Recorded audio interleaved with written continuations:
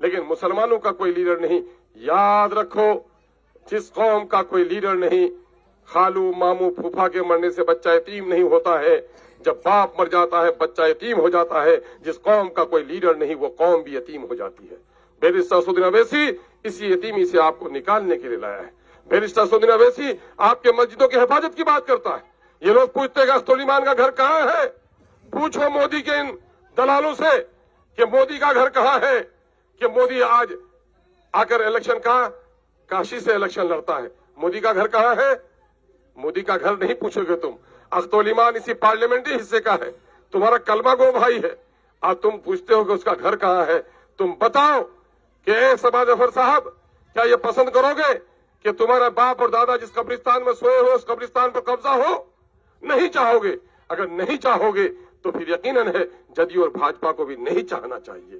یقیناً ہے ہمارا یہ ووٹ اللہ کی امانت ہے. ہم اللہ کی امانت کو کبھی برباد ہونے نہیں دیں گے. ہم ہندو اور مسلمانوں کے درمیان میں انصاف کی بات کرتے ہیں. اپنی بہنوں سے, اپنی بیٹیوں سے ہم کہنے کے لیے آئے ہیں کہ آج ہمارے گھر کا 70% نوجوان دلی میں ہے, پنجاب میں ہے, ہریانہ میں ہے, ملیانہ میں ہے.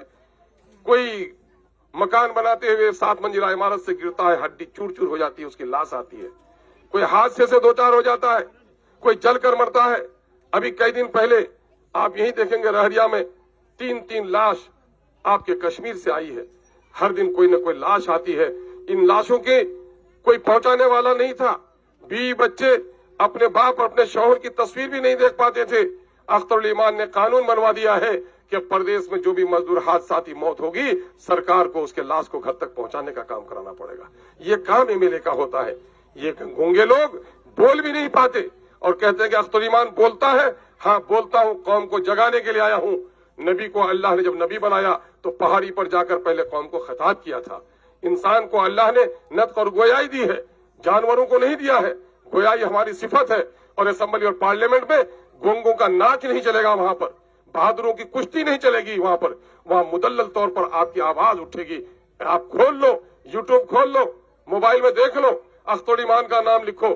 اخترالایمان کبھی کنکی کی لڑائی لڑتا ہے, کبھی پرمان کی لڑائی لڑتا ہے, کبھی سادی پور, کبھی منواری کی لڑائی لڑتا ہے. یہ گونگے کبھی آپ کی آواز نہیں بن سکے. اس لیے گونگوں کے ہاتھوں میں کبھی ہاتھ مت ڈالیے گا. اپنا ایک ووٹ بیرسٹر اسدالدین اویسی کے بازو کو مضبوط کرنے کے لیے پتنگ کے نشان پر ڈالیے گا.